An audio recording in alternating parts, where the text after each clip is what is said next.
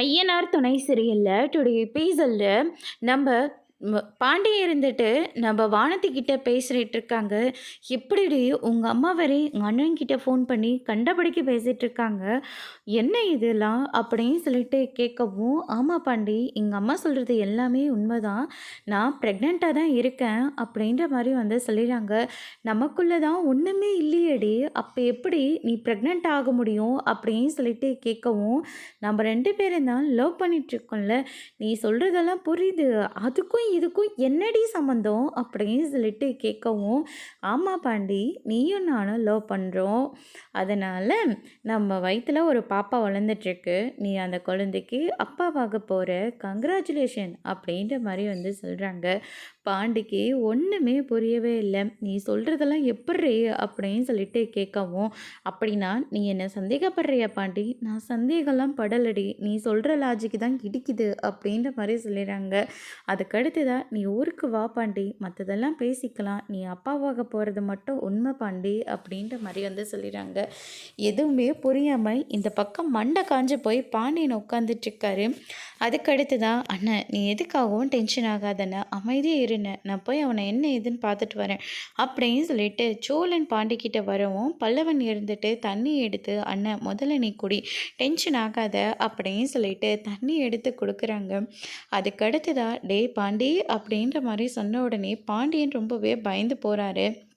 அதுக்கு அடுத்ததா, நான் தான் காதலில் மன்னன் நினச்சேன், ஆனால் நீ என்னை விட பல மடங்கு மன்னனாகிறியேடா, பரவாயில்லடா, என்னை ஒரு வழியாக பெரியப்பா ஆக்கிட்ட, நான் உன்னை சித்தப்பாக்கலாம்னு நினச்சேன், நீ என்னை பெரியப்பாவா ஆக்கிட்ட, சரி விடு பார்த்துப்போம் அப்படின்ற மாதிரி சோழன் வந்து பாண்டிக்கிட்ட வந்து சொல்லிட்டு இருக்காங்க. நான் சொல்கிறேன் நீன்னு நீ தப்பாக எடுத்துக்காதடா, இப்படி சிரிக்காத, முதல்ல நிறுத்து, நான் முதல்ல எதுவுமே பண்ணலடா அப்படின்ற மாதிரி சொல்கிறாங்க.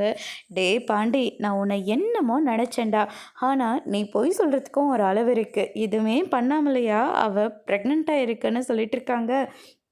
இங்கே பாரு பாண்டி, உன் மேலெலாம் எனக்கு எந்த கோபமும் இல்லை, எப்படியோ ஒன்று என்னை பெரியப்பா ஆக்கிட்ட, சரி வா ஊருக்கு போய் கல்யாணம் ஏற்பாடு பண்ணுவோம் அப்படின்ற மாதிரி சொல்லி பாண்டிக்கிட்ட வந்து சொல்கிறாங்க. பாண்டிக்கு என்ன பண்ணுறது ஏது பண்ணுறதுன்னு ஒன்றுமே புரியலை. அதுக்கடுத்து தான் இந்த பக்கம் வந்து பார்த்திங்கன்னா, நம்ம நடேசன் வந்து சீட்டு விளையாடிட்டு இருக்காரு. இந்த பக்கம் சேரன் இருந்துட்டு ஊருக்கு கிளம்புறதுக்காக எல்லாத்தையும் ரெடி பண்ணி வச்சுருக்காங்க. அப்போ நம்ம சோழன் சொன்னதில் யோசிச்சு பார்க்குறாங்க, என்றைக்கும் அடிக்காத இன்னைக்கு நீ அவனை 2 அடி அடிச்சிட்ட, பாவனவன் அப்படின்ற மாதிரி வந்து சொல்லிடுறாங்க. அதனால் சேரன் இருந்துட்டு பாண்டிக்கிட்ட போயிட்டு, இங்கே பாரு பாண்டி, ஏதோ இப்படி செய்வேன்னா கொஞ்சம் கூட எதிர்பார்க்கவே இல்லை, ஏதோ பையன் குடும்பம் அது இதுன்னு இருக்கானே, பரவாயில்ல, நம்ம குடும்பத்துக்கு இவ்வளோ நல்லது பண்ணுறானே நினச்சி உன்னை நினச்சி நான் ரொம்ப பெருமைப்பட்டிருக்கேன்டா, ஆனால் நீ இப்படி செய்வேன் நான் கொஞ்சம் கூட எதிர்பார்க்கவே இல்லை, சரி பரவாயில்லடா, என்ன அந்த வீட்டில் எல்லோரும் ரொம்ப கோவத்தில் இருப்பாங்க, சரி பரவாயில்ல, அவங்க கோவத்துக்கும் ஒரு நியாயம் இருக்குல்ல, அதனால் எப்படியாவது ஒன்று பேசி வானத்துக்கும் உனக்கும் நாங்கள் கல்யாணம் பண்ணி வச்சிடுறேன், சரி வாடா ஊருக்கு கிளம்பலாம், போய் எல்லாத்தையும் எடுத்து வை அப்படின்ற மாதிரி சொல்கிறாங்க.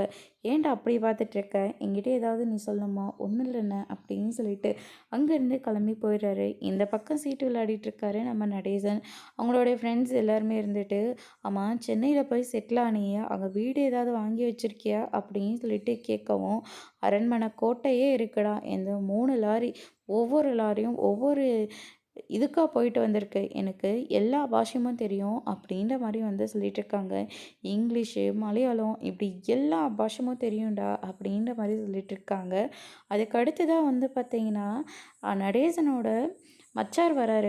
அவர் இருந்துட்டு, எங்கடா பார்த்தா அவங்கள அப்படின்னு சொல்லிட்டு கேட்கவும், அங்கே பாருங்க சீட்டு விளையாடிட்டு இருக்காங்க, இத்தனை வருஷமாக இந்த பக்கமே வராதவங்க இன்றைக்கி வந்திருக்காங்க, ஏதோ குடும்பத்தில் நடக்கக்கூடாதெல்லாம் நடந்துட்டுருக்கான், அதனால் குலதெய்வம் கோயிலுக்கு வந்திருக்காங்க, அவ்வளோதான், இன்னும் கிளம்பிடுவாங்க போல இருக்குது, எந்த பிரச்சனையும் வேண்டாம் விட்டுடு அப்படின்ற மாதிரி சொல்கிறாங்க. என் தங்கச்சியை கொண்டுட்டு இந்த ஊர் பக்கமே நீ வரக்கூடாதுன்னு நான் சொல்லி வச்சுருந்தேன், அதையும் மீறி அவன் குடும்பத்தோடு இங்கே வந்திருக்கானா, திமிரு தானே, இன்றைக்கி அவனை கண்டம் தொட்டமாக வெட்டாமல் விட மாட்டேன் அப்படின்னு சொல்லிட்டு ஆளுங்களெல்லாம் ஏற்பாடு பண்ணிட்டு நேராக அவங்களுடைய வீட்டுக்கு போகிறாங்க. அங்கே நம்ம நடேசன் இருந்துட்டு முகத்தை கழுவிட்டு இருக்காரு. உடனே இவர் பாஞ்சுக்கிட்ட போகிறாரு. எவ்வளோ திமிரு இருந்தால் நீ மறுபடியும் இந்த ஊருக்கு வந்திருக்க, என் தங்கச்சியை கொண்டுட்டு எப்படா உன்னால் இந்த ஊருக்கு வர முடியுது, இங்கே இருக்கிற எங்கள் குலசாமியை கும்பிட முடியுது, உன்னை யாரை இந்த ஊருக்கு வர சொன்னாங்கன்னு சொல்லிட்டு நடேசனை போட்டு அடி அடின்னு அடிச்சிட்டு இருக்காங்க. பல்லவன் பார்த்த உடனே, "அண்ணா அங்க பாருங்கண்ணே, ஏதோ பிரச்சனை போல இருக்கு" அப்படின்ற மாரி சொல்லிடுறாங்க. "மாமா என்ன மாமா நீங்க இவர போய் அடிச்சிட்டு இருக்கீங்க?" "மாமாவா? யாருக்கு? யாருடா மாமா?" அப்படின்ற மாரி வந்து சொல்லிடுறாங்க. அதுக்கு அடுத்து தான் வந்து பார்த்தீங்கன்னா, யாருன்னு சொல்லிட்டு விசாரிச்சுட்டு இருக்கிறபோது, சேரனோட மாமா தாய் மாமான்னு தெரிய வருது. அது தெரிஞ்சுக்கிட்ட உடனே எல்லாருமே பயங்கரமா ஷாக் ஆகுறாங்க. எவ்வளோ தைரியம் இருந்தா நீங்கள்லாம் மறுபடியும் இந்த ஊருக்கு வந்திருக்கீங்க.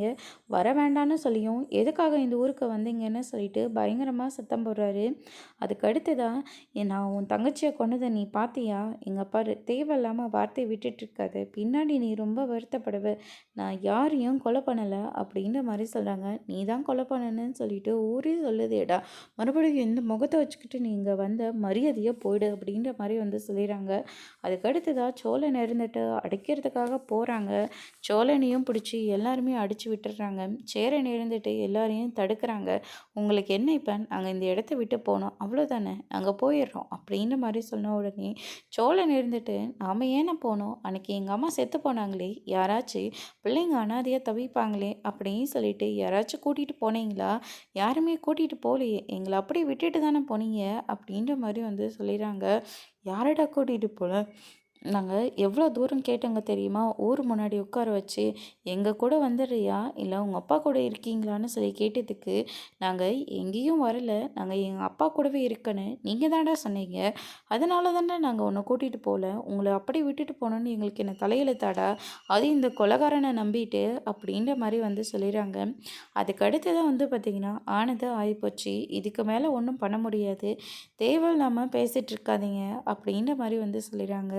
அதுக்கு அடுத்ததாக கார்த்திகா பார்த்த உடனே கஸ்தூரியை கூப்பிட்டு, அங்கே ஏதோ பிரச்சனை போல இருக்குது, வாமா போய் பார்க்கலாம் அப்படின்ற மாதிரி சொல்லிடுறாங்க.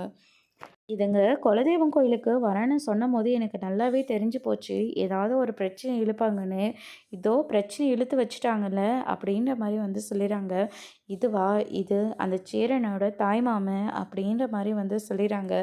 இங்கே பாருங்கள், ஆனது ஆகிப்போச்சு. இதுக்கு மேலே ஒன்றும் பண்ண முடியாது. நாங்கள் வந்தேங்க, சாமியை கும்பிட்டுங்க, நாங்கள் கிளம்பி போயிட்டே இருக்கோங்க. தேவையில்லாமல் பிரச்சனை வேண்டாம் அப்படின்ற மாதிரி வந்து சொல்லிடுறாங்க. அதுக்கடுத்து தான் வந்து பார்த்திங்கன்னா, நாங்கள் இனிமேல் வருஷம் வருஷம் இங்கே வருவேன். வருஷம் வருஷம் என்ன, மாதத்துக்கு ஒரு தடவை வந்துட்டு தான் போவோம். உன்னால் என்ன பண்ண முடியுமோ நீ பண்ணிக்கோடா அப்படின்ற மாதிரி சவால் விடுறாங்க. நீ வந்து தான் பாரு, குடும்பத்தோடு வந்திருக்கேன்னு நான் பேசாமல் போகிறேன். இன்னையோடு இந்த இடத்த விட்டு காலி பண்ணிவிட்டு, அப்படி இல்லாட்டி வெட்டு குத்து தான் ஆகும் அப்படின்ற மாதிரி வந்து சொல்லிடுறாங்க.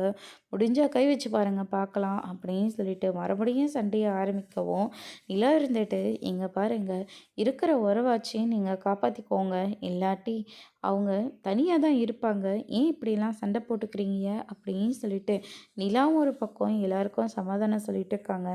அதுக்கு அடுத்து தான், நாங்கள் இப்போவே ஊருக்கு போயிடுறோம்மா அப்படின்ற மாதிரி சேரன் வந்து சொல்லிடுறாரு. அதுக்கு அடுத்து தான் வந்து பார்த்திங்கன்னா, பல்லவனை பற்றி தப்பாக பேசுகிறாங்க.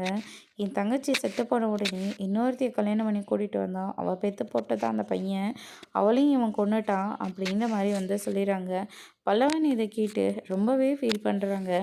அதுக்கு அடுத்ததாக நம்ம சோழனுக்கு அடிபட்டதுனால நிலா இருந்துட்டு உடனடியாக மருந்து எடுத்துகிட்டு வந்து அவங்களே ஷர்ட்டை கழிச்சு மருந்தை வச்சு விடுறாங்க. சோழனுக்கு ரொம்பவே சந்தோஷமாக இருக்குது. தனக்கு ஒன்றுனா நிலா இப்படி பதறிட்டு வர்றதை பார்த்த உடனே அவங்க ரொம்பவே சந்தோஷப்படுறாங்க. காட்டு மிராண்டி மாதிரி எப்படி அடித்து போட்டிருக்காங்க பாருங்கள். சொந்த தங்கச்சி பிள்ளைங்கன்னு கூட பார்க்காம எப்படியெல்லாம் அடித்து வச்சுருக்காங்க அப்படின்னு சொல்லிட்டு மருந்து போட்டு விட்டுட்ருக்காங்க. சோழன் வந்து ரொம்பவே சந்தோஷமாக இருக்கார். அதோட இன்னைக்கான எபிசோட் முடிச்சிருக்காங்க. இனி ஐயனார் துணையில் அடுத்தடுத்து என்னெல்லாம் நடக்க போகுதுன்றதை வெயிட் பண்ணி பார்க்கலாம். தேங்க்யூ.